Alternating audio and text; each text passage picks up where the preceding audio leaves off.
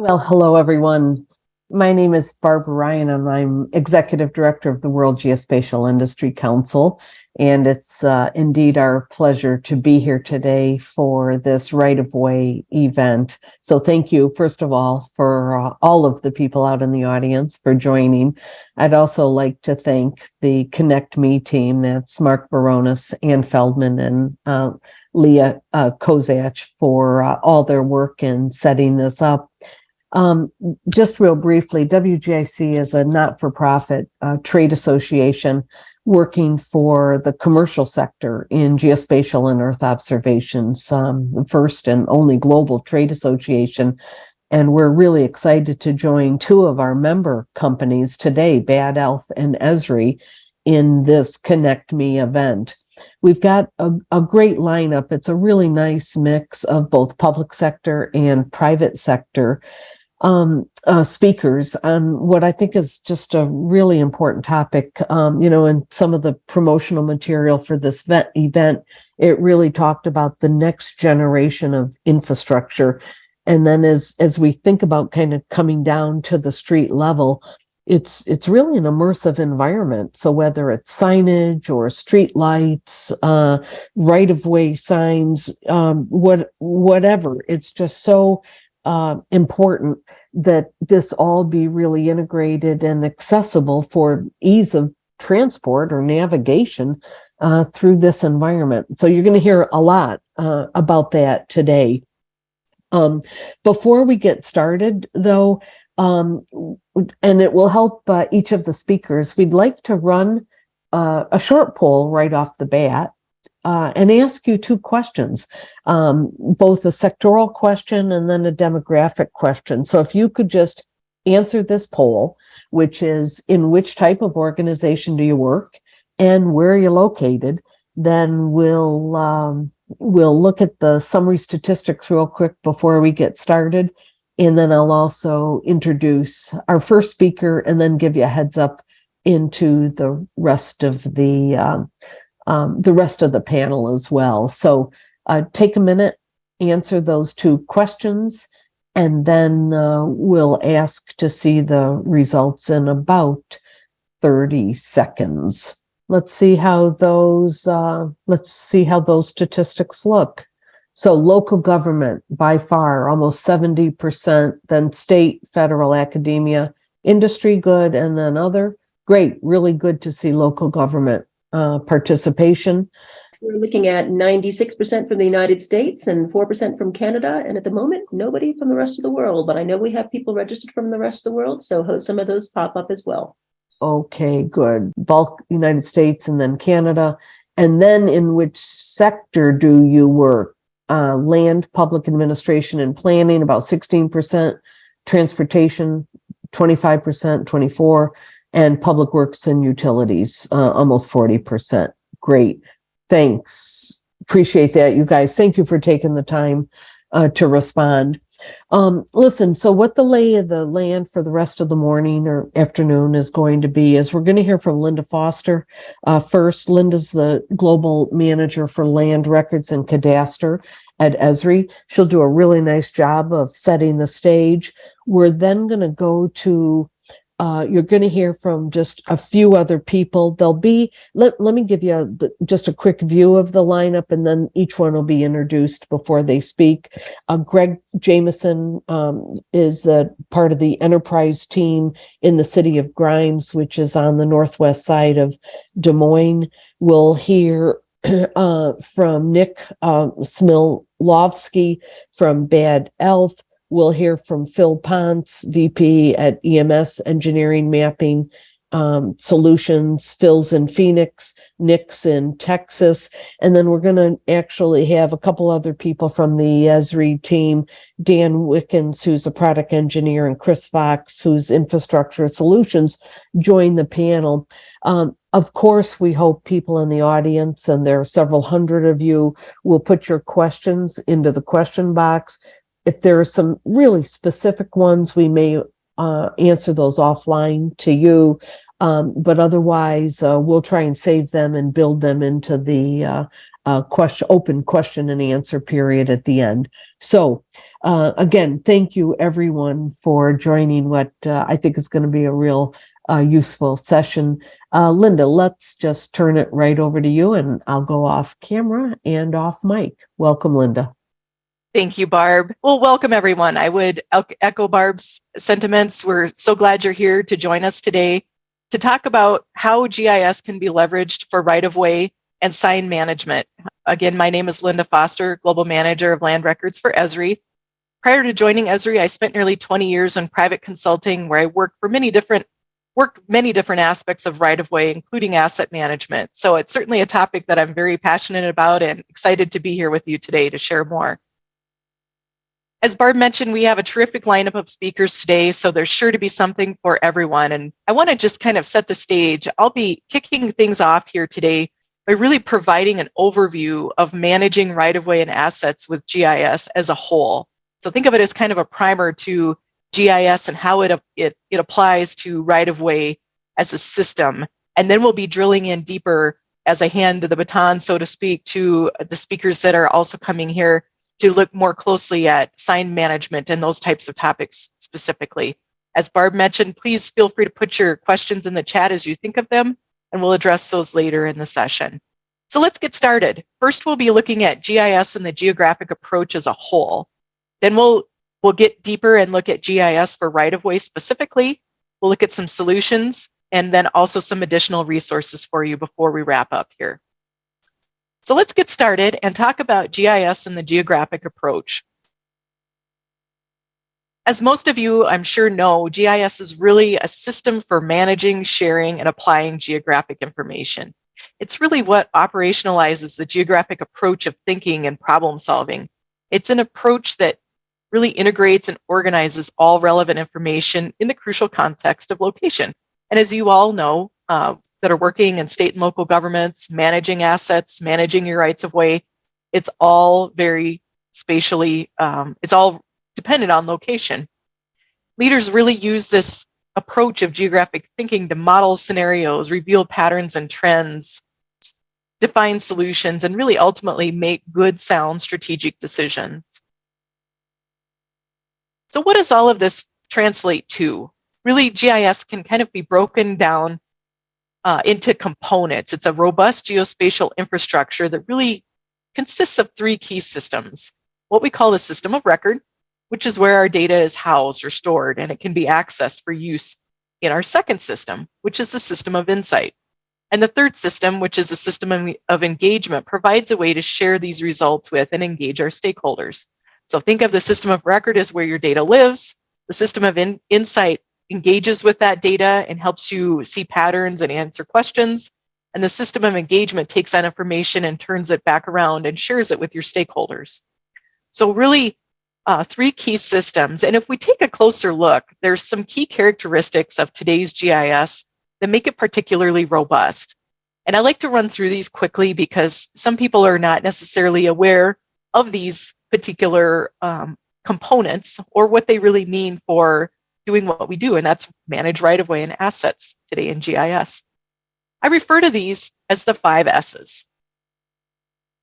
So what are the 5 S's when we're talking about today's GIS?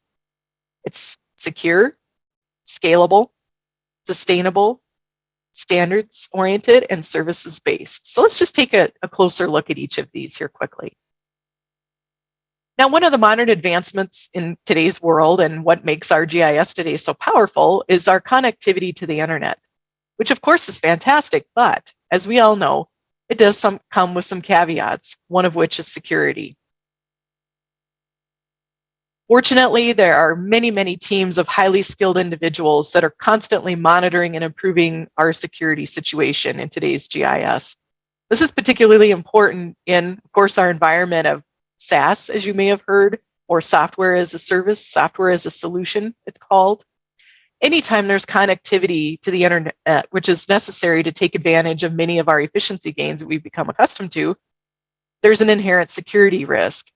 However, GIS is compliant with the most stringent security requirements out there. And as you can see on the slide, I'm sure many of you will recognize some of these: FedRAMP, USGCB, GDPR, just to name a few. Today's GIS is designed to meet those security standards. Now let's take a look at our second S, which is scalable. What do we mean by scalable? And why is it important when managing data, particularly right-of-way data, asset data? It's important because it means greater flexibility. Today's GIS can be configured to be localized, perhaps in support of a single project or a small group of users. In the survey, I didn't see a lot from industry represented, but I'm sure there may be a few of you from the consulting world that are here. Maybe you're a small consulting firm working on a project by project type basis. But as the need grows, so can the infrastructure. Maybe you're a small government organization. You can engage with GIS and pay for only what you need. So organizational wide, it can scale up. And again, maybe you're a large government entity and you have many, many departments in your organization and many users that need to be able to use and access your GIS. It can meet you there as well. So very scalable from small to large entities and organizations, and really takes a lot of the heavy IT lift out of what's traditionally been thought of for GIS when we move, for instance, to the cloud and have software as a solution. So scalability is very important, and today's GIS can really scale and meet those needs better than ever before. Next, let's go to sustainable. What do we mean by sustainable when we talk about GIS? Really what we're talking about is stability or sustainability. And COTS, as we call it, or commercial off-the-shelf software, comes with an inherent level of stability. As much as everyone loves to hate how often updates, patches, service packs, etc. get released, it again means that there are numerous teams constantly working to ensure things like security that we just talked about, and improvements, enhancements are addressed. Without these types of efforts, systems will eventually break down, threatening the success that's been built. I liken it to a car. For instance, if you buy a new one, things are great for a while, maybe quite a while. However, if over time you don't perform routine maintenance like oil changes and routine things, it's not going to perform nearly as well and it will break down. So GIS provides that level of sustainability or stability that is needed to keep things successful. How about standards? We all work with standards in some form or another, and that's next on our list here. When we talk about standards here, we're talking in general terms. For instance, open standards and formats for connectivity, systems integration, and interoperability. However, if we drill down deeper, GIS is also well suited for industry-specific standards, such as ASCE's 3822 or 7522 standard, or underground infrastructure, for instance, which many of you may work with as you're managing your rights-of-way and your assets within the right-of-way. GIS is very configurable and is capable of handling those industry-specific standards very well. And last but certainly not least is services. And this may be my favorite, I'm not sure, but it is certainly up there on the list. Why are services so important when managing right-of-way data in a GIS? And some of you may be asking, what is a service? What are you talking about?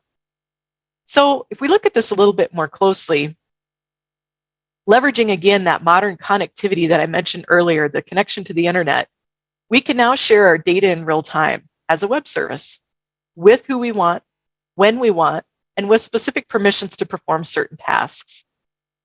To me, this is a game changer in so many sectors. As we all know, right-of-way and infrastructure data in particular is owned and managed by different entities. By using services, authoritative data can now be shared in real time, eliminating that need for static data transfers that are outdated by the time they're received.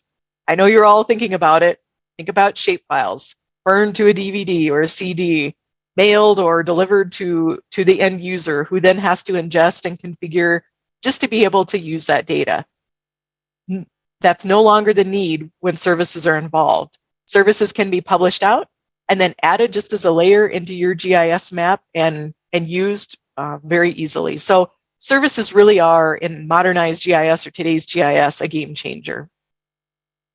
So stepping deeper into GIS and right-of-way specifically, let's just take a look at, now that we have an understanding of some of the benefits of today's GIS, let's look at how this helps us modernize and future-proof our right-of-way. Now, there's no shortage of challenges for those who are managing right-of-way and associated infrastructure. And I have this word cloud up here just to lay some of these out. For instance, decades or centuries of legacy records. I mean, if I could see you all and ask you to raise your hands, I suspect there'd be quite a few hands going up. We have much of our legacy data still in paper and filing cabinets, and not a very user-friendly or accessible means of getting information. And that's okay. That's what we have to work with. Regulatory and compliance needs. We have to meet specific requirements. Our increasing demand on infrastructure. Service reliability. Many of you managing infrastructure in the right-of-way, you have to be up at all times and consistent for your consumer, your customer. Operational safety. This is by and large the most important. I think we would all agree is always, always, always safety. How can we ensure that the assets we're managing within our rights of way are being managed with the utmost thought towards safety? Environment, preserving legacy knowledge.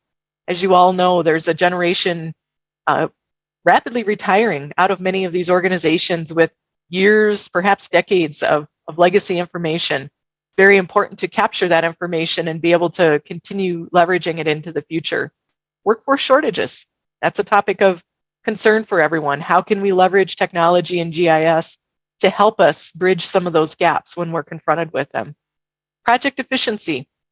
We know there's infrastructure funding hitting right now. How can we get these projects put together and ready to be built in a more efficient manner? How can GIS help us here? Data accessibility. We have finite space for infrastructure, which of course largely lies within our rights of way. So no shortage of challenges. And what we've done is really grouped these challenges into kind of 4 buckets or 4 categories that GIS can help us with. The first one is inventorying and mapping. The second is planning. The third is acquisition. And the fourth is really our safety, operation, and compliance, which is what we're focusing on today when we talk about sign management and asset management within the rights of way. But I want to cover these other areas because really they lay the foundation for what you're managing within the rights of way from an asset perspective. So let's just take a quick look through here. GIS for inventorying and mapping. What does it do for us? Now, does this picture look familiar to any of you? Again, I suspect I would see some heads nodding. It sure does to me. I've worked in many rooms like this, records rooms, and that's okay. We've all experienced it. Maybe we still are, but we're learning that there's a better way. And before we can effectively manage our assets within the right-of-way, signs, for instance, we really need to know where our right-of-way is. And GIS provides a place to house all of this spatial information, which is really what we're dealing with in right-of-way. However, we need to get it out of the filing cabinets and into a system that can organize and display it in an accessible manner. Once we do this, we've now unlocked a host of possibilities, like being able to perform data-driven decision-making, reduce costs and increase revenue, and protect public investments. You're wondering, well, protect public investments, what do we mean? Well, these static records rooms, physical records rooms are very vulnerable, as we all know, to flood and fire and natural disaster. When we get these resources digitized and into a digital manner, for instance, in GIS, it gives us a level of redundancy that we don't necessarily have when we're storing physical records. So how can we accomplish this through GIS? Well, one way is to use a capability called the parcel fabric, which is in the core of GIS software, and it addresses many of the challenges that we're faced with when we put together land information. As you all know, it's a document or record-driven process that ends up making up a patchwork of shapes that defines the property and the rights, restrictions, and responsibilities that go along with it, which is what we're managing in right-of-way. Parcel fabric breaks this work down into tasks, and it's standards-based. Multiple users can edit and use the data concurrently, and it easily integrates with other business systems. Think, for instance, document management. It's purpose-built, so it can be added to and updated over time. Survey control can now be incorporated and least squares adjustments performed to improve the spatial integrity of the data over time. And what does this look like as a whole? We now have topological integrity. We have lineage. We can see what's happened to our right-of-way over time. How has it grown? Or maybe how has it been released back to the original owners? The survey record, the history, vertical alignment, which we'll talk about next, and built-in workflows. How can we repeat and have integrity in our data by having these consistent processes and workflows? This all can happen through GIS via parcel fabric. So I mentioned the vertical component on that last slide. What do we mean by vertical? Well, managing rights of way and what lives in a right of way is not necessarily all on the ground, as we all know. We go up in the air, we go down below the ground, and we have a need to be able to manage this from an asset perspective and also from a land management perspective. So Parcel Fabric has 3D capabilities that I thought would be worth touching on as we're managing the assets of the right-of-way above and below ground. We can manage these vertical rights. And you can see some examples here. You know, a great classic example in the government space would be managing condo rights or managing apartment levels, multiple level buildings, those types of scenarios. Other things include underground mining rights, aerial rights for aviation and marine, cadastre, easements. And I wanted to just share a quick example from a state government, since I know we have many state and local government agencies with us. Colorado DOT has done a tremendous job of leveraging GIS to manage the foundational information around their rights of way. And by bringing their data into a GIS environment, it's really enabled them to maximize the performance and potential of their real estate assets. A hot topic right now, as we all know, is electric vehicle charging stations. We have a lot of work going on around this. How do we plan for these? Where do we put them? By having that foundational information in a GIS, including our assets, we can then take off and plan much more readily for what's happening. And that's what Colorado is doing here in their DOT. So great segue into GIS for planning within our rights of way. What can GIS do for us here?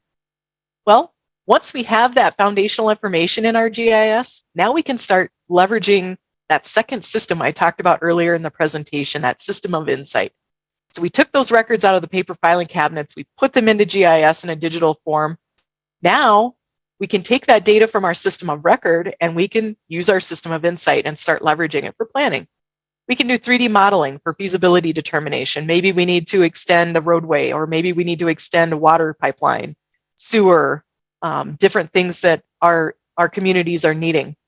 It can help us enhance the understanding of project impacts. This is very important because the more intelligent decisions we can make prior to launching a full project, the better off we are from a financial standpoint, a timing standpoint. We can better understand the needs around that project. We can provide robust visualization for stakeholder engagement. As we all know, these projects impact our communities, they impact landowners, other government agencies, and it's very important to be able to communicate those impacts quickly and efficiently to all of those stakeholders involved to keep those projects moving in a timely manner. And now, like I said, improving project budgets and schedules. If you can plan ahead and foresee maybe where you might have some challenges in a project, you can really quickly pivot in the planning stage and look at other alternatives before engaging in a full-on design contract and moving into the deeper throes of that project. Just a quick slide with some examples. I use broadband because, again, this is an area where we have a lot of work going on. You can see for planning, for really even like view sheds and line of sight analyses, where do we have coverage, where do we not, where do we have insufficient coverage? GIS really shines in this space and helps us with those planning activities. And I know what you're thinking. Well, this all sounds great, Linda, but I don't have all of this data I need to do these analyses. I don't have money to go get this data. Not to worry. GIS includes ready-to-use content, call it our Living Atlas, and it has a lot of the foundational base information that you might find yourself needing. Demographic data, elevation data, biodiversity, landscape, transportation, aerial imagery and soils, hazards. All of this information, there's petabytes of data that live and are accessible directly through today's GIS to get you started. So you can bring in those foundational layers, overlay your existing data, and really get going right away with those analyses. No pun intended there. And as I've been saying, GIS is a spatial analytics platform as a whole. It's really a complete analysis system. So if we want to dig even deeper into the weeds, you can see all of the ways that the GIS can analyze data. It's data in real time. We've got 3D visualization. We can handle big data, network analyses. AI and machine learning is becoming a common use right now, advanced visualization. So all ways that can help us leverage the data we have, and make more intelligent decisions. This is just a quick example from American Electric Power, where they really reduced their planning of new lines from what could be months down to just a couple of weeks. And they were able to really consolidate their data, get the same data in the hands of everyone in their organization to use it to make better decisions around planning their infrastructure. GIS for acquisition, we'll just briefly touch on this because it is part of the right-of-way process. Some of you may be involved with this, maybe not as much, but I want to just share with you ways that GIS can help with this aspect of right-of-way. It helps you engage with landowners to tell the project story, provides real-time analytics of negotiations. As many of you who have worked in the acquisition space know, landowner negotiations can slow down or stop a project very quickly, which again ties into improving schedule and cost projections and ensuring compliance with acquisition regulations that may need to be met. So for different funding mechanisms, maybe there are certain things that need to be tracked. GIS is primed for that. How do we do this? Well, this is a relatively new area, story maps. Story maps are very useful for right-of-way professionals. Again, it's telling that project story with GIS, and this is true for assets as well. How do you get the information about your right-of-way, the assets within it, to the people that need to use it, whether that's the public, whether that's consultants, or whether that's your own internal stakeholders? Story maps is one way that you can engage in a visually rich way to take information that can kind of traditionally be maybe difficult to interpret. So think two-dimensional black and white plan sets, and puts it into a graphically rich interface to show people visually what's really happening around them. It's a very powerful way to communicate. And along those same lines, dashboards are another very powerful tool for communicating information with your stakeholders. Again, easy to configure, they're interactive, it's really dynamic visual reporting. Again, instead of printing out a paper report and sending it around in your organization, these dashboards can be tapped into by whoever you give access to. Maybe it's decision makers, maybe it's project managers, but they can see at a glance what's happening in your system, whether that's acquisitions, whether that's sign management and maintenance, O&M activities. These dashboards are very, very powerful. And just a quick example of how these dashboards can be used. This comes to us from the city of Atlanta, Georgia. Their Department of Transportation did a fantastic job of leveraging dashboards to really walk them through their management of at the acquisition process. So at a glance, you can see here what's happened. Title report's been delivered, appraisals received, official letter issued, has it closed or been acquired? Just so much information at at your fingertips in one view to help with those daily decisions. It's just a great example here of a local government leveraging GIS for right-of-way. And now digging into the topic that we're all here today for is asset management, specifically sign management. When we look at GIS for really safety, operation, and compliance, again, what can GIS do for us? Again, it helps us understand the location of assets and encroachments. Circling back to the first topic we talked about is understanding where the limits of our right-of-way are. We really can't know if we have encroachments or if our assets are within the right-of-way unless we know where those boundaries of our right-of-way are. So once we have that information, we can manage the assets within those rights-of-way or outside and understand the encroachments, improve operator safety and efficiency. Most of our infrastructure work, or much of our infrastructure work, happens within the right-of-way. And it's just critical for contractors and maintenance personnel to know and understand what's underneath the surface, what's in the ground for their safety and welfare, and to make better design decisions through system integration. So anytime we need to expand or add to or maybe redesign an area for replacement, we need to understand what's happening in that right-of-way with the existing infrastructure. It helps us make better design decisions and again, can reduce cost and change orders and things during construction. And can also help us ensure compliance with regulatory requirements. Maybe you have routine or regular inspections that need to be carried out. In the sign space, I can think of age of sign assets. I can think of reflectivity requirements. I can think of many, many things that could be used there to help you track and ensure that you're meeting those regulatory requirements. And how do we accomplish this? One important way for us is field operations with GIS. And some of my colleagues here on the call later on will be diving much deeper into this topic, but I did just want to quickly paint the overview of the options available. There are map-centric capabilities. So maybe your O&M staff needs to be able to use a map and do inspections or capture data, new data. Maybe, again, on the inspection side, it's form-centric. Maybe it's just rapid collection of 2 or 3 pieces of information about a specific asset that you're interested in. This can all be done in the same platform in today's GIS, and again, managed by workforce management and navigation tools. So when you have many, many field personnel out working in the field, you want to ensure that they're safe, first and foremost, that they can work efficiently, that they can get the job done and have good results throughout their workday. That can be monitored by management staff, again, via dashboards. Keep track of where your crews are, where they've been, use geofencing to keep them safe, maybe keep them out of areas that are pose safety risks. All those are things that our field operations with GIS can handle.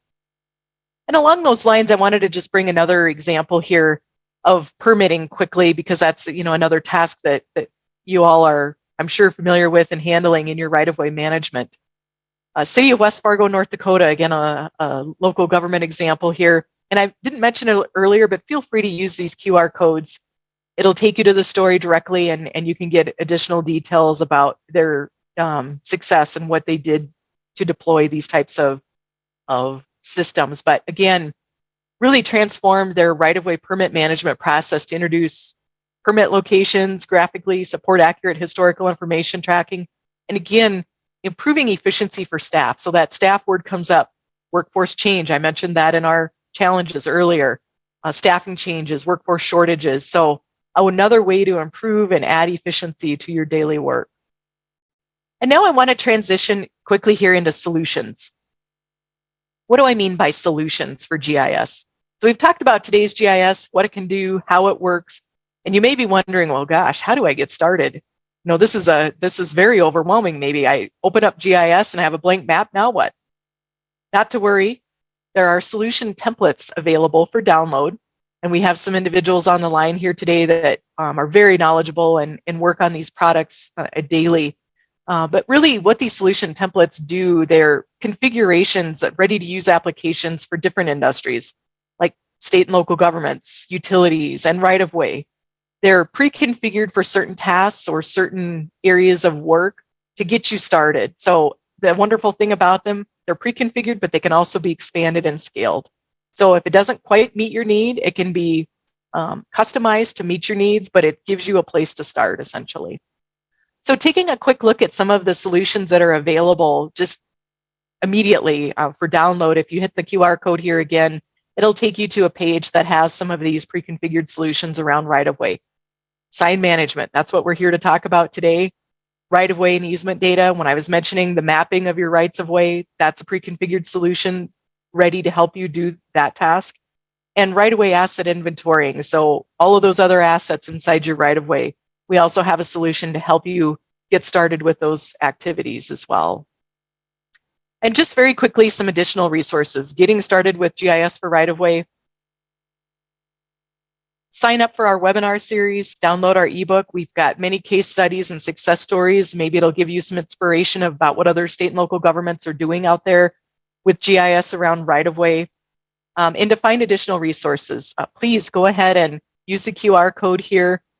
And with that, I'd like to just thank you for your time and attending here today. Please connect.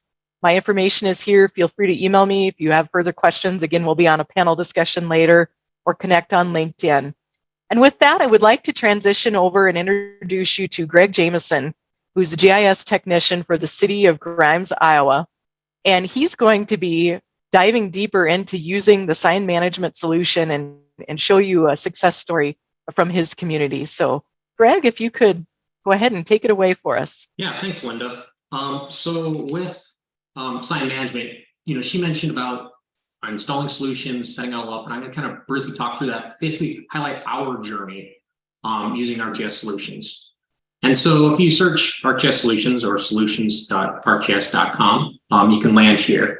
But I want to poll you guys here for a second. So if we can launch a poll here, I want to see what I have 3 simple yes/no questions for you all. Are you familiar with ArcGIS solutions? Are you using GIS to manage your sign inventory?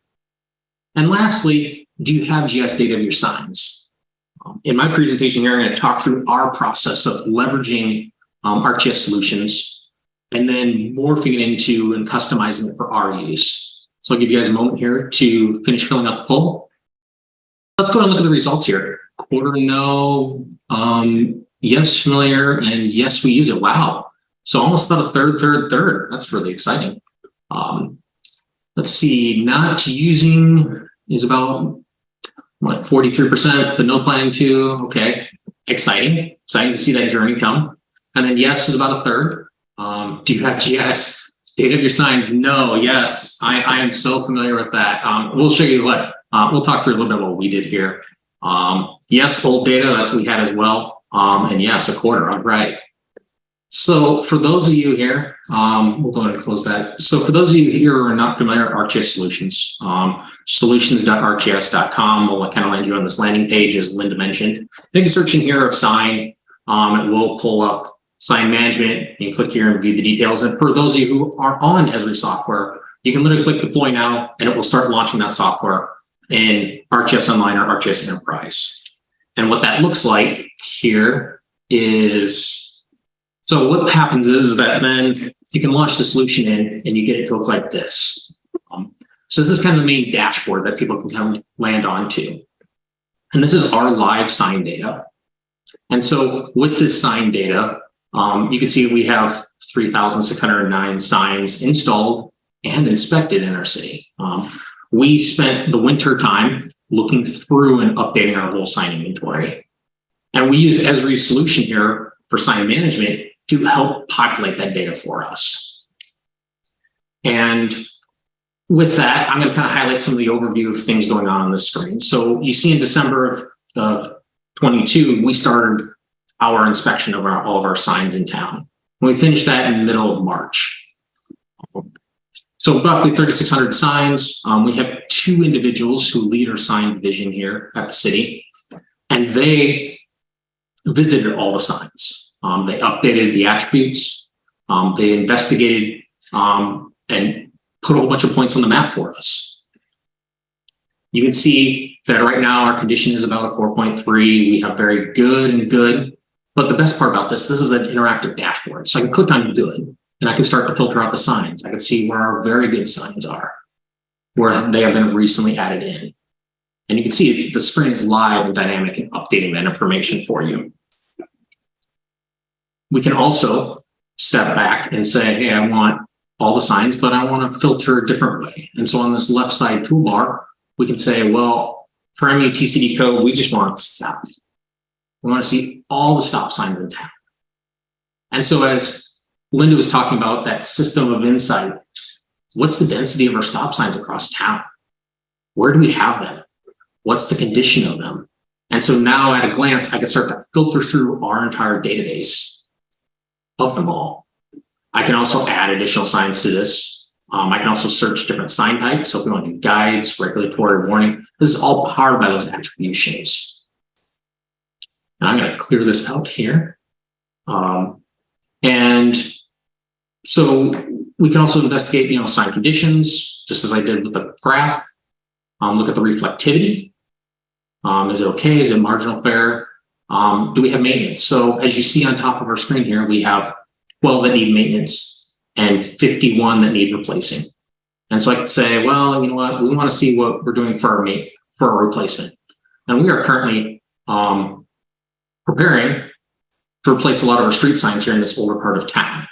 And so that is getting staged for us as we go out and investigate that we'll produce these. And with each one of these signs, we can interactively select one and get information on it. That, okay, this was inspected on 2/6 of 2023 here on the right side. That its condition is good, its reflectivity is adequate. It is on diamond grade, which is the grade we want to set all our signs at. We have its dimensions, offset, and we even have the text on it. So it's near our South Slope Beaver Drive, and what direction it faces, north and south. And of course, here's a picture of it. And straight from the truck in the middle of winter. And the joy about doing this wintertime project for our utility staff or for our science staff was there was a great opportunity. It was a great time because it was snowfall. And so when they didn't have to plow the streets, they were out in a nice warm truck all day and gathered all these pictures. It's also staging us for the next time we have a derecho here in town, that when we need to show proof of these signs and the damages that may have occurred, that we have that pre-building and that information for us. Now, with the solution, we can, come back in here and we can step back and say, no, I just want to go back and look at everything again.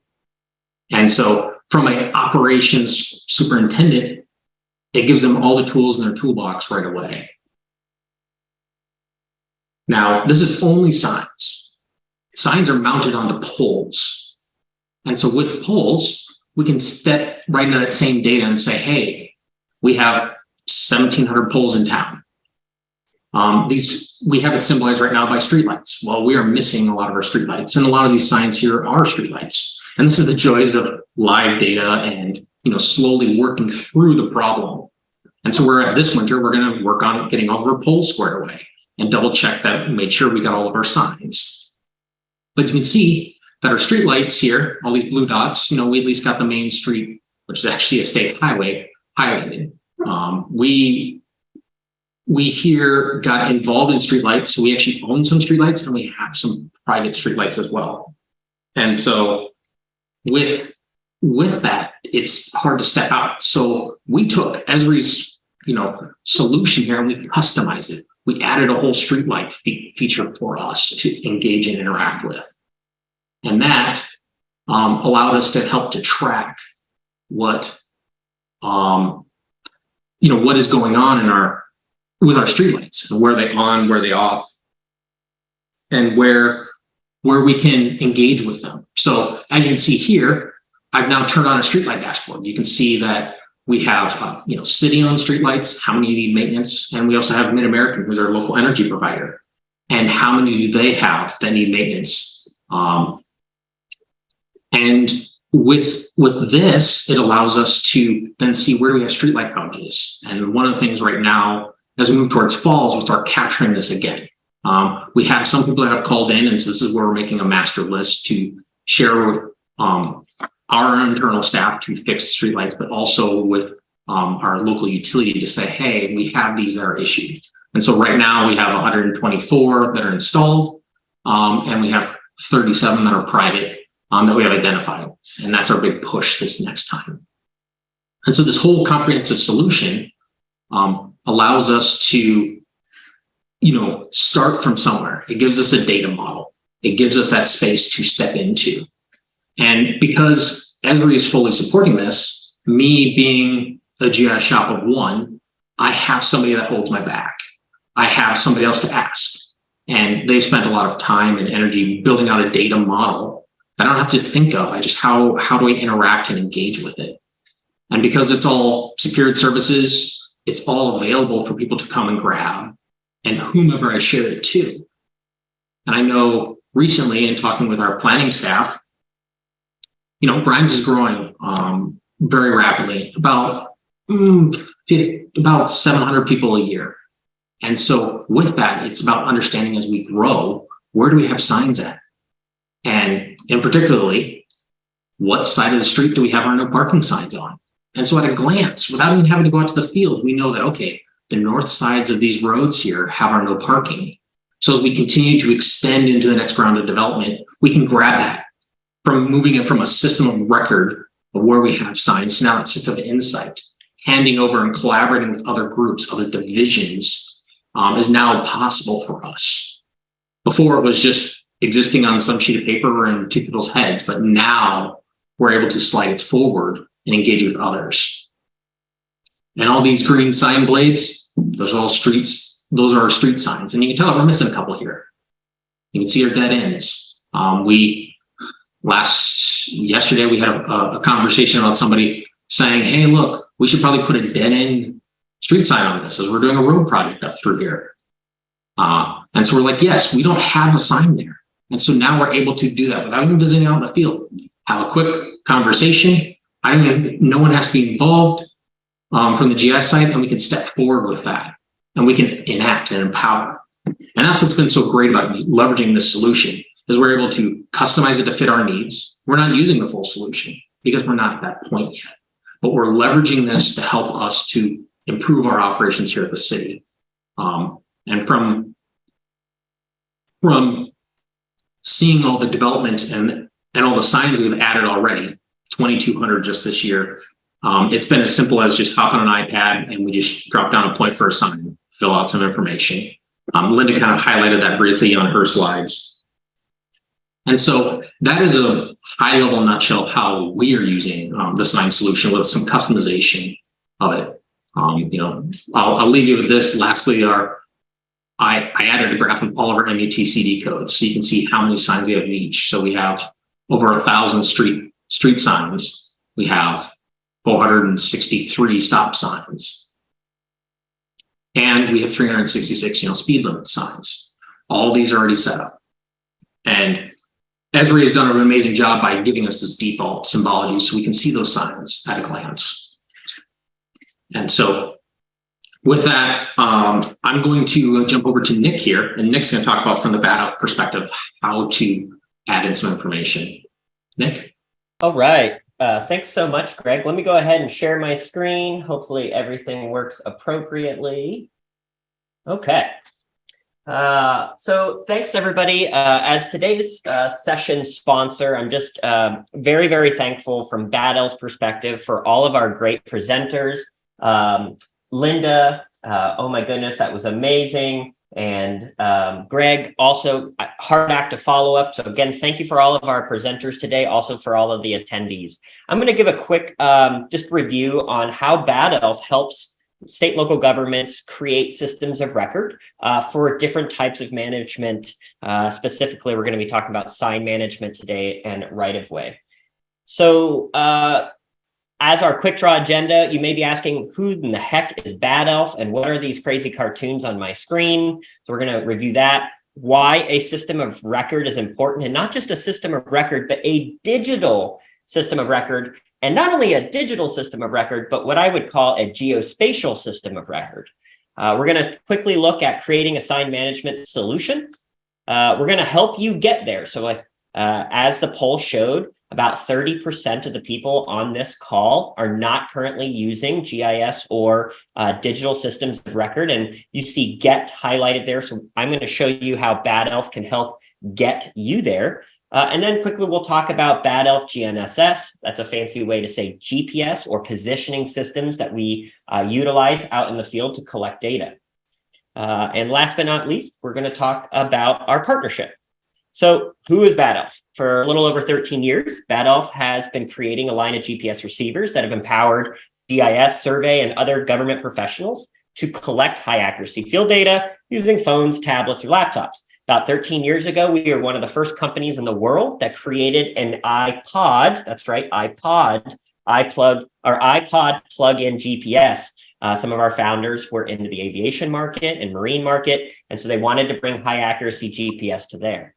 All of our products work with the different operating systems, iOS, Android, and Windows. So if you're using your Esri field maps, Survey 123, Quick Capture, we're going to be totally robust and be able to provide that for you.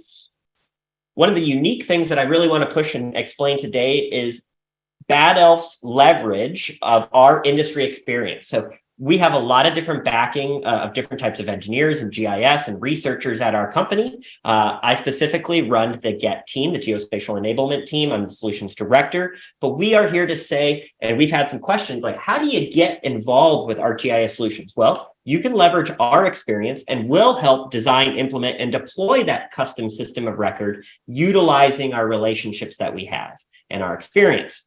So why a system of record? Well, number one, you want accurate data management and decision making, right? We want to make geospatially sound decisions. Just better decisions save people money, also saves our environment. Effective planning, zoning, emergency management. Linda explained very well at the very beginning about how GIS is a deployment system. It's a real-time system that can actually help mitigate problems in the real time. Infrastructure and economic development, City of Grimes. Greg mentioned that they got 700 give or take people coming in a year. How are you going to propose and grow that infrastructure and continue the economic development to have a robust and healthy state and local government? Environmental conservation, right? We live in a world of the climate crisis. There are fires going on all over the world right now. And so how do climate issues, how does the environment impact our systems of record? Well, again, being able to have a high accuracy, up-to-date system allows us to mitigate some of those issues right out of the gate. Property assessment, taxation, parcel fabrics, the who, what, where, when, and what you've got in your city in that right of way. Transportation, traffic management, lots of things happen in that right of way. There's utilities. We mentioned standards, the ACSC standards, like American Society of Civil Engineers, that regulates subsurface utility engineering within the right of way, MUTCD codes and traffic management wrapped around sign management. Resource allocation and budgeting. It was really neat seeing how the City of Grimes and a very small team of one GIS person, a few sign people, were able to go out effectively, collect that data, catalog the data, create systems by leveraging Esri and a few other opportunities, and they're off to the races very, very quickly. It does not take a monumental workforce or a large chunk of change anymore to go ahead and digitize and get into that digital world of GIS. Legality, regulatory compliance, of course, knowing what you have, where it is, that's going to help. So how does Bad Elf do this? We help create a system of record, specifically in the sign management solution, that it's designed to streamline, optimize, and manage your state and local government signage, right? We can create custom calculated attribute expressions for the smart forms. And so we can take this kind of vanilla package that Esri and ArcGIS Solutions has done, and we add our experience to that to help you get from zero to hero as quickly as possible. Ortho Everywhere tool for accurate vertical measurements. You noticed earlier, we're a GPS company. I'm not even talking about GPS. In fact, we are also a GIS solutions company. We just happen to make really cool, high accuracy, affordable GPS hardware, and we're going to get to that. And we do live training for your organizations, right? So best management practices, workflow solutions. We take a very academic approach when we train people. We utilize all of the technology available, and we really like to disseminate that out and get it out into as many people as possible. I just want to show you very quickly that we spend quite a bit of time creating story maps, hub sites, dashboards. This is our sign management solution. So you can Google search this story map, type in Bad Elf Sign Management Solution Desktop User Guide, and you can go through this, and it's going to walk you through not only Esri's solution, but Bad Elf's Esri solution. And so with Bad Elf and Esri in your corner, you're sure to win the fight, right? So you can scroll through here. We've got embedded videos, how you connect into the GPS we create, how this different types of sign codes get involved, how to create your dashboards, how to effectively structure your solution, how to navigate and plan, lots of video content, right? And so we create easy ways for people to consume this. And so we, again, want to get you, the customer, that state and local government, from zero to hero as fast as possible. So planning, we want to coordinate field crews with ArcGIS workflows. So if you need to go out and collect signs, how do you do that? We want to navigate those crews so they're as efficient as they possibly can be in the field with navigate to a point, sort of like stakeout in the old survey terms. We want to help you understand the data you are collecting so it actually becomes useful information.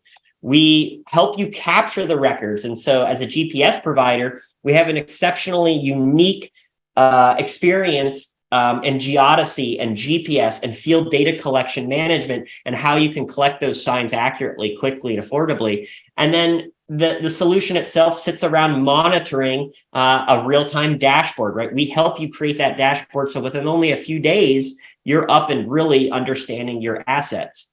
Why is this beneficial? Well, we want to help you avoid legal issues. We want to help maintain consistency and compliance, especially as we work towards this digital twin. We want to have a 3D representation of everything, especially infrastructure in the world. We've got to have consistency so you can maintain compliance.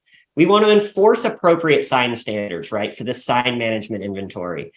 We want to make sure it's highly accurate, it's dependable. Solutions that are not dependable and repeatable won't be used.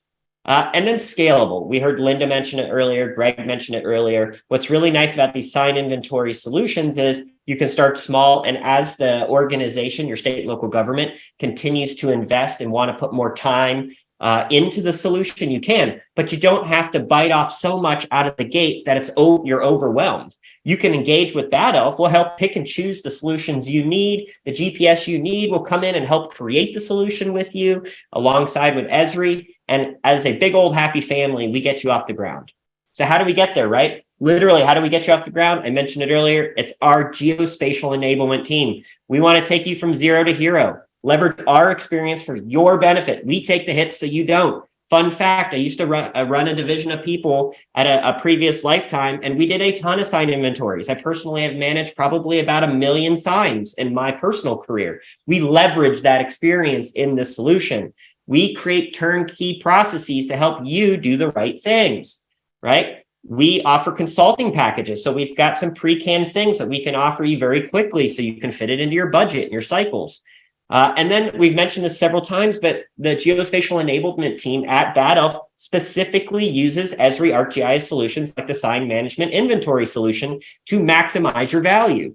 This template is amazing. We can then take the template and be the bridge. So like there's a gap from the template to you. We are that bridge. We help glue this all together. Mentioned GPS twice. You're right. Bad Elf makes GPS. So on the left-hand side, we have the Bad Elf Flex. This is our fully survey grade unit. I'm not going to get into it, but just be known that we're one of the most affordable units on the market. We have plenty of stock, so we're not having any type of supply chain issues. We Bluetooth connect with any of your systems, iOS, Android, Windows, fire up your Esri app of choice, and you can go all the way to survey grade. Or, very excited, here in the last few weeks, we released our new Bad Elf Flex Mini. This unit is an extremely affordable unit that you can disseminate to thousands of employees if you have a massive agency, but it's going to get you better than sub-foot accuracy in your municipalities, and you can see those types of accuracies there. So I'm going to wrap up there, and then I'm going to invite Phil Ponce from EMS, Engineering Mapping Solutions, to come up next. Quickly, before I say goodbye and wait until the panel, I just want you to all know that please visit us at bad-elf.com. We have a newly created website that I think you're going to enjoy. You can sign up for our newsletter there, see our solutions enablement team, all different types of help articles, videos, etc. Or you can specifically reach out to me, sales@bad-elf.com or nick@bad-elf.com. As Linda mentioned, I'm also available on LinkedIn. So Phil, are you out there, Phil? Well, hey, I'm here to tell you that everything Nick said was exactly true. He's a good partner of ours, and we leverage his technology. And boy, that was good. I'm the anchor to the show today, so I'm going to get this done, and then we're going to roll into a panel discussion. What I'm going to show today is kind of a nice wrap up of what everybody else has been talking about. Linda's talking about field maps and cool technology like quick capture. Greg's poll that he did that illustrated the fact that 75% of you either have no data or old data. And so this is going to be a good presentation for you to see how we can fill that gap. And as I said, Nick's a good friend and ally, and we're using his technology and couldn't done a lot of this without him. So spoiler alert, I'm going to fly pretty quickly, but keep in mind that you could reach out after this presentation and or during the Q&A. So without further delay, let's go to the next slide. So first phase, we're going to talk about different things, but the phases today are going to break down into 3 components: field collection, data extraction, and assessment, and then data deployment. And what you're going to see is how it fits into a lot of the presentations you've seen earlier. When we talk about video collection, we talk about still photos and video, but mainly still photos in the presentation today. When we do data extraction and assessment, we collect in the field and assess in the office.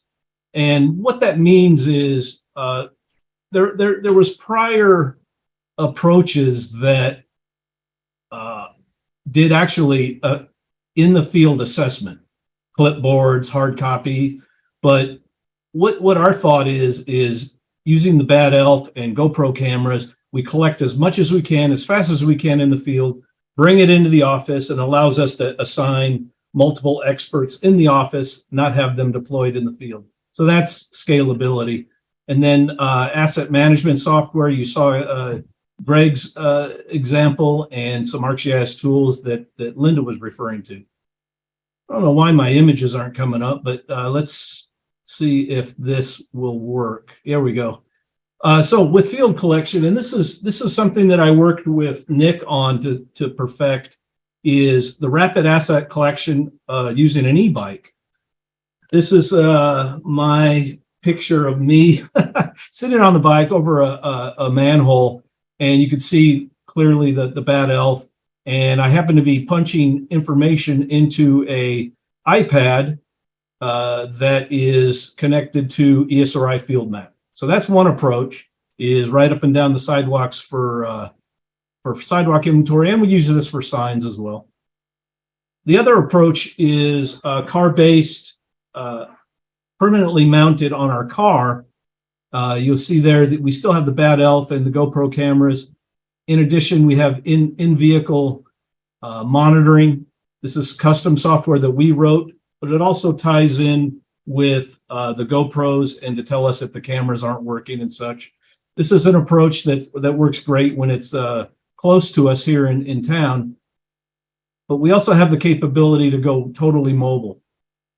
This unit is an example of how we can go anywhere in the country, basically, and just rent a vehicle and put our equipment on top of it. You'll see, of course, the Bad Elf is prominently there, and collect any asset that's visible from the street. And of course, today we're talking signs. So that's the number one asset. So once we have all the photos in the can, I got a quick little case study that we did for Carefree, Arizona. For those of you that are not familiar with it, it's a little north and east of the city of Phoenix, north of Scottsdale.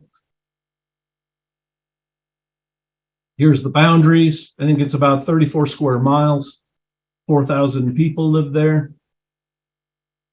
Regardless of how you collect the data, whether it be the car, the bicycle, you come up with a point layer of all the still photos. And I just zoomed in a little, and you can see here, we get direction and location. And if you click on any of the dots that we've collected, you can see we have the GPS information that's coming directly from the unit, as well as the photos that are related, both all the directions. In this case, I took 2 forward, 2 rear. So we have pseudo 360 to see whatever image we want. So that's one way. That's the software behind there is Arc Pro. We've also written a custom tool that leverages ArcGIS, or actually it's JavaScript API in the upper left. That's a Google on the lower left. And then we have the photos laid out in the app. And this allows our technicians to go through, see the images, determine what the sign is, and lay a point on the ground that ultimately resolves in this. So what you see, and you've seen some of the samples in the previous presentations, that it's always good to have a photo attached to your data. The old adage of 1,000 picture says 1,000 words. That's so true in GIS. And as the technology has improved, we're linking photos, we're linking documents. It's just the way that we should be doing GIS. What you see behind this picture is our application that we are deploying the data using Web App Builder. And we are now looking at the next generation using Experience Builder. I'll talk about that in a slide following. But here you go. This allows our client to touch each of the signs out in the field and see a picture and see information about that sign. The actual one that they're using is a little more colorful. We actually show better symbols like Greg was showing on his app, so that we could do that through Web App Builder. The ultimate finish was to provide this dashboard that tells the client the status of his signs, the recommendations that we made on what he should do. And once again, I can't say enough about how well Esri has been doing their tools to allow us to do things like this. If I had to write this all in HTML, it'd probably still be working on it, but we really leverage their tools to do this type of work. So looking to the future, we've briefly illustrated our approach to sign collection, and we're leveraging technology like the GoPros, the ESRI software, the Bad Elf that Nick has helped us with, but there's always more to do. So looking to the future, we are going to streamline our workflows. We are looking at using quick capture, was something I met with the Esri people on the floor at the conference in San Diego. The product has come along, and it will serve our needs very well. We continue to update our internal custom software. If I can save one click over hundreds of thousands of clicks, you could see that adds up to more efficiency. So the other thing that we're playing with that I'm excited is machine learning and AI. We're working with a company called Civil AI on the East Coast, and we're looking at possibilities and leveraging AI to do some of the sign recognition. Man, I got to be honest, it's not 100%, and it's going to take some time to get to that, if it ever does. But it's very exciting, and we see a role in there, and that's the future of this. Again, we flew through this pretty quick. Here's my contact information. I would encourage you to reach out and contact me if anything you saw in the last 15 minutes is of interest. It's hard to give a subject like this enough time in 15 minutes, but I wanted to at least expose the approach we took, the fact that we too have collected millions of signs over the last 15, 20 years, and we know what we're doing. Nick knows what he's doing, and the two of us have done a lot of this kind of work together. Thank you for your time and attention. Listen, let me ask everyone to turn on their cameras now, and Dan and Chris will ask you to join the round robin panel. You guys, thank you so much. That was really good. From Linda, you sent in the context, and then moving in for Greg's view from a city perspective. Great. It was great then going to Nick as I would say a bridge company, so that's really good, and then Phil Batten cleanup on that. So thanks, you guys. We have answered a couple really specific questions offline, but let me first tackle some of the questions that are outstanding. And thanks for everybody. We still got 300 people online, so really appreciate you folks hanging in there with us. And there's still quite a range in the questions. I'm going to start with one of the very first questions that came in, and I got to scroll up to it now. It actually was from Drew Padal, and Linda, maybe I guess I'll go to you. You did a really nice job of talking about it being possible to kind of customize all the necessary information in the system. It seems like Druba still has a question about now that it's been customized, we're going to trust that it can all be customized. How do we get it into interpreted text reports?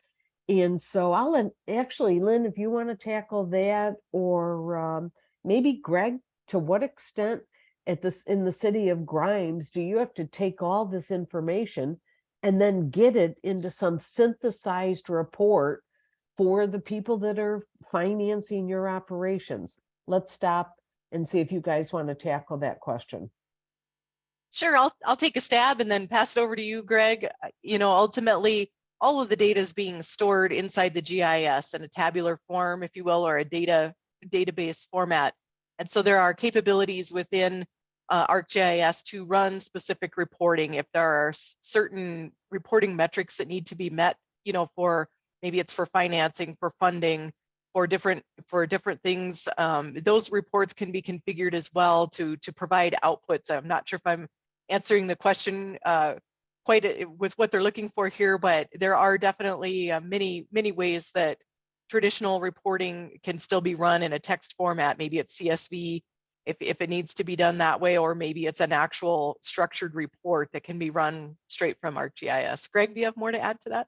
Yeah, one of the capabilities of Survey 123 is you're actually able to make Word documents that are actual beautiful reports. And so for a lot of our regulatory stuff, for our MS4 inspections that we do here in the United States for the EPA, all that is done through Survey 123 to generate out those Word reports that we can stick in, basically make one giant binder, a digital binder for our reporting. And then there are other tools you can do from Python or Arcade that can also shift some data to help make some reports for you with that information. Nick, you're nodding. Is there anything else you want to add to that as a bridge organization? Just agreeing with everything. That the thing that just kept going up in my head was the old movie where it's like, build it, they will come. Like effectively, Esri, anything almost can be done in Esri. If you need any type of report dating back to, crystalline reports back in the day, the ability for the GIS to create some type of custom or formatted compliance report, it is absolutely built into the solutions. And as a company that helps build that up, this is where we would come into an organization and interview you and see what your needs were, basically do an assessment, see what compliance regulations you're going to go after, what you're trying to do, not just today, but let's think 5 years down the road, 10 years down the road. So we have some longevity built into it. But to echo what Greg and Linda said, yeah, the GIS in general has no problems doing those types of reports.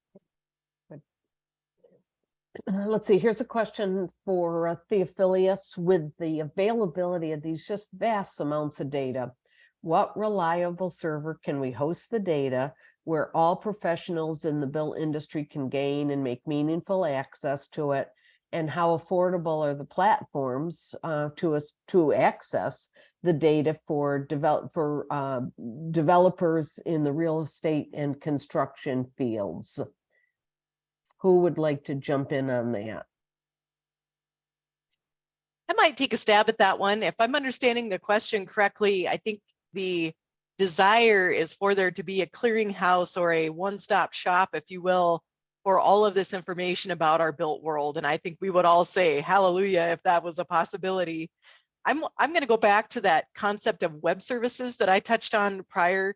Because so many different agencies and organizations are responsible for maintaining their data, it's a big challenge to come up with that clearinghouse concept, that one-stop shop of all of this data. How do you house it? How do you get to it? I think there's really some magic in the web service concept, because now that data can be shared from the authoritative source and consumed by those who need it.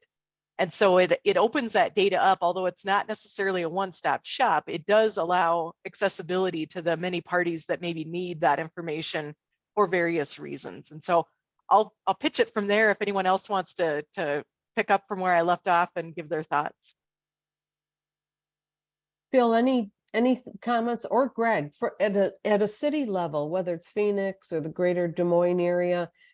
How successful is it with each of these departments kind of publishing their own data and then having other people get access to it? And in this case, even developers from outside the government sector. You guys want to comment on that? Yeah, let me jump in on that, if I could, Barbara. This conversation actually came up yesterday in a meeting with one of my clients on an Indian reservation. And it always seems that everybody wants to share data. I shouldn't say that. It seems that people want to get data more than they want to share data. Right. if I could be truthful.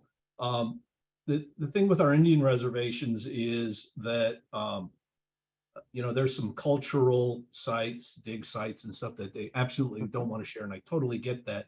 But things like infrastructure, like where the hydrants are and manholes, that's stuff that everybody certainly can share. And a lot of them don't know web services. We talk about the cloud, and it just goes over their head, so to speak. And the services are Linda said it earlier, they're a game changer. And if we could publish data versus via services, there's no need to do the sneaker net we used to do, throwing CDs or 3.5-inch floppies on with shapes back in the day. But services are the way that it's heading, and that's the way I'm encouraging all our clients. But I do tell you that it's more policy than it is technology. Yeah, I see that here at the city as well, where we share our utility data with our engineering staff that we work with, who are designing the roads and everything else. So they get the most up to date. They'll ask us questions. We update it on the GIS. They update it back in their CAD file. Like, there is no other email communication needed, and that's the power of these services. And with the collaboration, like depending on if different groups build out data sets, then I actually will share those to other groups. So our water team manages our curb stops, but our utility billing staff see where the curb stops are located on the property. And so like it's one single layer, but everybody is empowered by it. It becomes that system of insight, as one of the Esri colloquial terms. Yeah, nice. I guess that's the function, Greg, when we talked about you being on the enterprise team for the whole city.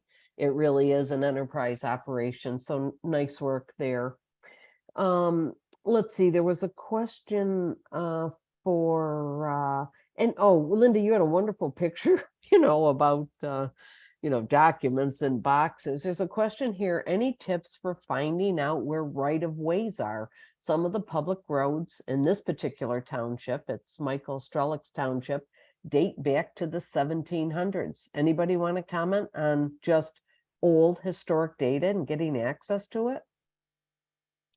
I'll take the land one specifically. I guess as a registered land surveyor, I've spent many years of my life in these records rooms and looking for the exact information that's being asked about here.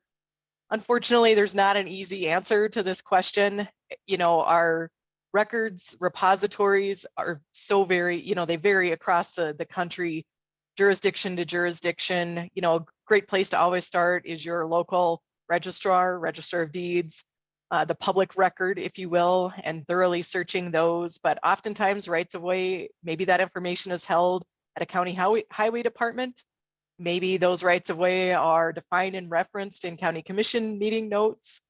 There again, they may be filed in the public record, or they may be held in that jurisdiction's office. So it is very difficult sometimes to find these. We put the picture of the messy records room. That's really not even the truth of it all, because there's many of those records rooms that have to be searched and considered when putting that right-of-way picture together. And so I wish there was an easy button and an easy answer to that, but it's really, going through each jurisdiction that you're working in, whether that's county, city, or maybe state DOTs. Those are the three big repositories for right-of-way information. And, visiting with those individuals, the staff members there that work in those areas are very knowledgeable and can often get you pointed in the right direction. There may be a back room somewhere that's very little known that is holding some keys to that right-of-way information. Yeah, Nick, go right ahead.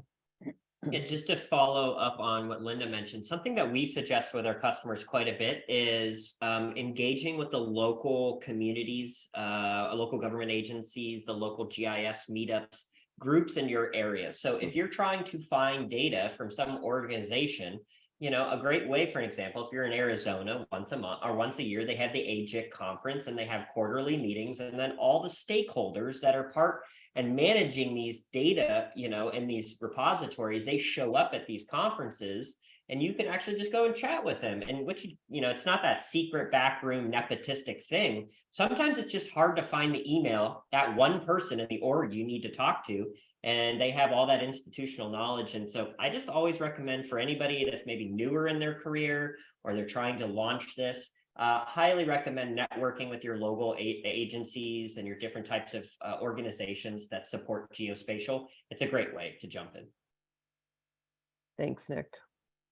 Barbara, can I say one quick thing? Yeah, That- absolutely, Phil, jump in. That picture that Linda showed of the plan room, that may be put up for a joke, but I see that all the All the time, time. all the time. And just to put a period on both of what Nick and Linda said, it's really all about the money, right?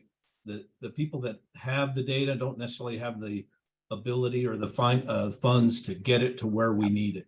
And that's what Nick said, is you got to find that person. Yeah, thanks, Phil. Let's see, Dan and Chris, I don't want to leave you guys out there. A couple maybe technical questions here. First of all, from Tracy Fogarty, great info and topic. Are there any solutions for easy integration between .dgn microstation files and GIS? And then there's a comment about for proposed project, it's easier to review proposed signs with the proposed pavement markings on a plan view. I think that's a comment, not a question. And at the same time, there was here, it was reference from Owen about would it ever be backdated? So I think that was during one of the presentations. We're at 10.9.1 and we just upgraded last month. So if you guys could handle those two questions, we'll check them off, okay? Yeah, I can say in terms of using DGN or CAD files with the solutions, we don't have a specific solution for that, but in the sign management solution, it comes with an ArcGIS Pro project where it helps you load some of your signs into the sign layers that are delivered with the solution. And ArcGIS Pro supports bringing in CAD microstation files. And so you could easily bring in those files into ArcGIS Pro and use those proposed plans to reference them on the map and then digitize the location of signs. We also have a solution for roadway management that's used to inventory pavement markings as well. So it's basically taking the information from your CAD into GIS, and you could leverage ArcGIS Pro to do that. And then in terms of backporting to 10.9.1, typically when we build these solutions, we develop them in ArcGIS Online, which is our SaaS environment. And in that environment, we have access to the latest capabilities in ArcGIS. And so when we build the solutions in that environment, we're taking advantage of the latest features. And there's functionality in those solutions that aren't compatible with older versions of Enterprise. So it makes it difficult to backport those into earlier versions of Enterprise. There's capabilities that don't exist in those versions of Enterprise. So we typically don't backport our solutions for that reason. They typically, if you look at our release schedule, we release in ArcGIS Online, and then they come out in the subsequent release of Enterprise that should have those latest capabilities and be compatible. So that's our typical approach. There's no reason you couldn't deploy the solution into ArcGIS Online and take a look at the functionality and use that as inspiration for something that you might build in that version of Enterprise. So we see a lot of customers that do that. But in terms of backporting, we don't typically do that with solutions. Yeah, and just to build off of that, because it was asked in the chat earlier, specifically for sign management, we released that for ArcGIS Online last November, and then we certified it and released it for Enterprise 11.1 earlier this year. And 11.2 is coming out soon, so we'll be doing the same thing, certifying sign management for 11.2. So sign management is supported at Enterprise 11.1 and later. Great, thanks, Dan. Thanks, Chris, on that. Druba has written back in and saying thanks for the question and response from everybody. He'd be happy to learn more about ArcGIS solutions in his engineering construction business. So it sounds like for either Esri or Bad Elf, there's some follow-up work that needs to be done there. Let's see, let's go to a question that's probably on a lot of people's mind, and that is cost. I imagine Ron Wilson, one of the answers is it depends, but who wants to tackle cost? I can jump in to start. So if you are part of the Esri ecosystem, if you were the 30% in the poll earlier today, and you already have Esri and you're paying for licenses, you can actually just go online and you can go tap right into the ArcGIS solutions like the sign management solution. It is included as part of your license. And so that's pretty fantastic that these things are just being made available, to anybody that has got a legit license of the ESRI software, Esri software. I'd also say, Barbara, this isn't your first rodeo. You're absolutely correct. Everything is based upon the needs.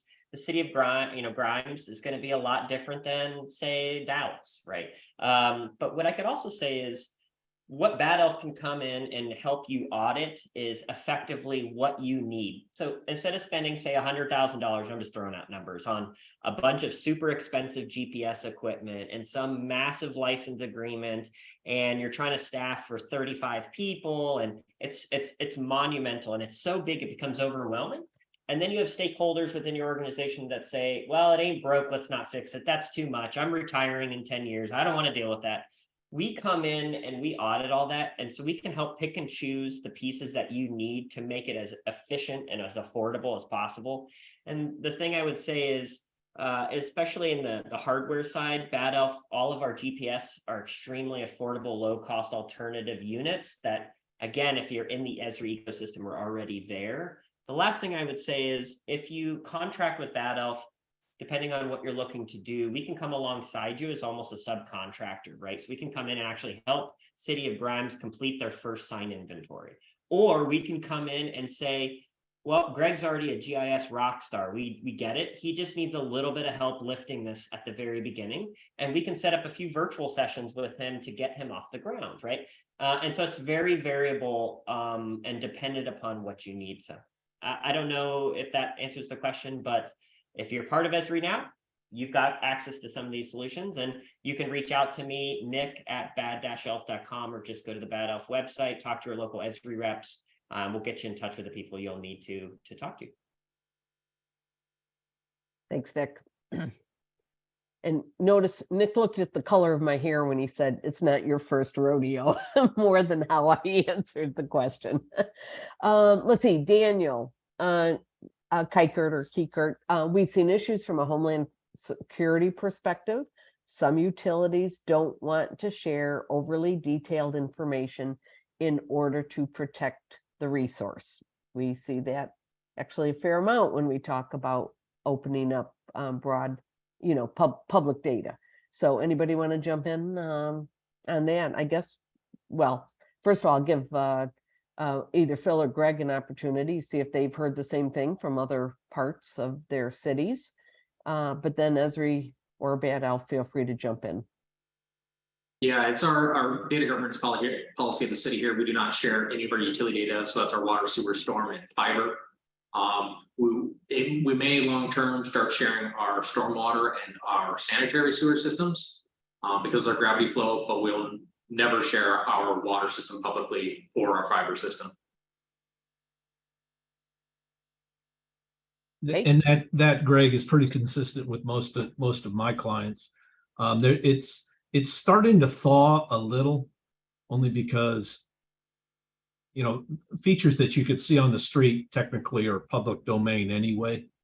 But for the most part, our goal in data dissemination has not necessarily been the general public, but the contractors that come to the front counter and want to get plans. We do that in an automated way now rather than the old-fashioned way of copying CDs and whatnot. Good. I'll just jump in quickly there too. Yeah, and I'm going to circle right back around again to the services concept, because I think that's where that again is kind of a game changer, because you can control the access. You can verify who it's going to and give only that entity the access that they need. Maybe it's view only, maybe it's a contractor doing work on your behalf, so you're opening it up for editing. Or maybe the contract is closed, it's done, and you can take that access away. You can really control, who's getting that data and what they're able to do with it much more granularly than we ever could before. When you do a static data dump like we did traditionally and you hand it off to someone, then it's in their hands. But with web services, we have more control, and giving and taking away that access. So absolutely still security concerns. We hear it quite often as well, but web services give a little bit of leeway maybe in helping get that data into more hands that genuinely need it. All right, we've got one last open question. I think we've touched on it a fair amount, but I do want to give people an opportunity to comment one more time. Is from Jay Springer. Have any of you worked on a project to develop a platform for shared data use from several entities within an organization, government agencies that want varying robustness of both data and use? And feel free to jump in, anybody there. Yeah, I look at this, and this is if you're familiar with the Esri ecosystem, this is an ArcGIS hub or an enterprise site solution. So at the city here, I'm working to develop a platform that shares our data use between our development services department, our public works department, our parks department, our utility billing department. And so all that flows. So speaking with Linda, talking about services, so our water system is fully maintained by myself and our public works division, but a subset of that, the fire hydrants go to the fire department, the curb stops go to the utility billing department, but then our planning staff updates our zoning data and then informs our public works of, hey, these are requirements that we have to do, like we own this land or we have these right of ways for trails that you now need to maintain. So then the data flows back to them. And so this is where each department is focusing on their data to update and maintain. And I'm just building a platform that then everybody interacts with. And it's basically, it's just a website. And so I can control what they need to see, where that information lives, and it's their page for their department to be most successful. Yeah, Barbara, if I could just Phil, add to that, the number one role that I've seen for people like me and Greg is to build that platform. But we also have to foster the relationships with all the people that need to maintain and feed that data. And as long as the Esri software has been around, it is still amazes me that the lack of uptake on a lot of things. And that's a lot of our role, is to get this technology in the people's hands. And I was pretty excited to see the advances in Experience Builder. And I've actually jammed out a couple of Experience Builder sites. It's kind of bringing together the notion of storyboards and dashboards and web app builder all into one. And when you give the managers out there the ability to do one click and get information, it is a game changer. And they start embracing the technology, and that's really, for Greg and I, our role is to make that happen. Thanks, Phil. You guys, one more question has come in from Paul Zook. We're seeing progress towards automated vehicles and the first electrified roads. Both of these require additional infrastructure in the right of way, such as small cell wireless antennas, transformers for cellular and electrified roads, conduits, etc. Will your systems be able to address newer, perhaps unanticipated additions to right of way that could become commonplace in the future? And I imagine in the really big, well-resourced cities. Anybody jump in? If it's on a map, the answer is yes. If there's a digital, what method it is. So, and particularly your question basically revolves around, do I have a utility network of our electrical assets? I have our sign management of our poles, and now we have that information already at our fingertips. Where can we do that? There's Esri solutions out there for identifying service areas and view sheds. So you can leverage that, especially in 3D tools, where you can basically start dropping these points down and then showcase where would this best be at the city level. And if that's the city wants to take advantage of that, then great. Or for an outside consultant, you can just say, I want a digital file of it, and then you guys look at it at that agency or build on it. So if it's on a map, it could be done. Yeah, I'd like to add on that too, just that from our solutions perspective, like you saw sign management today, but we have additional solutions for managing other assets within the right of way, streetlights, traffic signals, street trees, some of the more commonplace things that there are today. But from our perspective on our team, we're always evaluating other solutions that we could be building in the future. And we've really established this right of way and asset management pattern within our solutions that we can take with those additional assets. And for any solution that we don't have for you for a particular asset, you can certainly look at the solutions as inspiration and as a pattern for you to build off of that. You know, it's just dots on a map, lines on a map, and you can apply it to any asset that you might want to manage. Thanks, Dan. Barbara, can I put? Yep, Phil, jump in.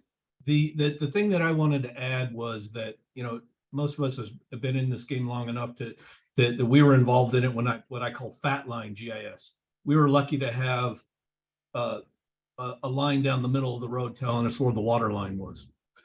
And now the technology is such that now we know it's 30 feet off the right of way, and the sewer line is 10 feet off the center line.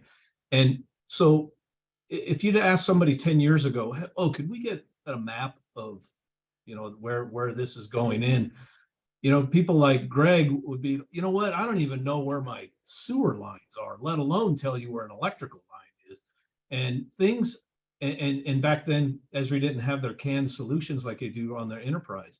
And it's just come such a long way that we can now address questions like what you just brought up, because we have the luxury of having such accurate data. And that's really kind of, as Nick knows, why we integrate the Bad Elf GPS, because if you can get sub-centimeter accuracy, why not do it, right? It wasn't always there, but we get to do it now. Thanks, Phil. You guys, listen, thanks. We're at the end of our time. This time has just flown. So you did a wonderful, wonderful job. Let me give you each 30 seconds just to say if there's any wrap up message that you would like to send out. We've still got 200 people online. And so, Linda, let me start with you. Any final remarks? I'd just like to thank everyone for joining. It's wonderful to see the interest. It's wonderful to see the demographics of who's out there, what you're looking to do. You know, there's so much work out there to do yet, and we're here to help. Any of us I know on this panel today are ready, willing, and able to answer those questions. So please feel free with follow-up questions, with comments, at least from my perspective. Please feel free to reach out. Tomorrow you're going, oh, I wish I would have asked. Go ahead, reach out and ask those questions. And it was a pleasure to participate with this great group. Great, thanks, Lynn. Greg, over to you. Yeah, thank you all for your time today. Hopefully you are inspired to see the power of GIS or find your GIS champions, or maybe you are the GIS champion. Happy to help you out on your journey going forward. My email address is quite simple. It's gis@grimesiowa.gov. Iowa spelled out. I'll put it in the chat here in a moment, but thanks again for your time today. Thanks, Greg. Nick. Yep. Echo the same sentiments. Thanks everybody for coming today. I think it's been a wonderful exemplary evidence on why GIS is going to help you build your system of record specifically for sign management right of way. I do want to make a quick plug. This is the first of many sessions.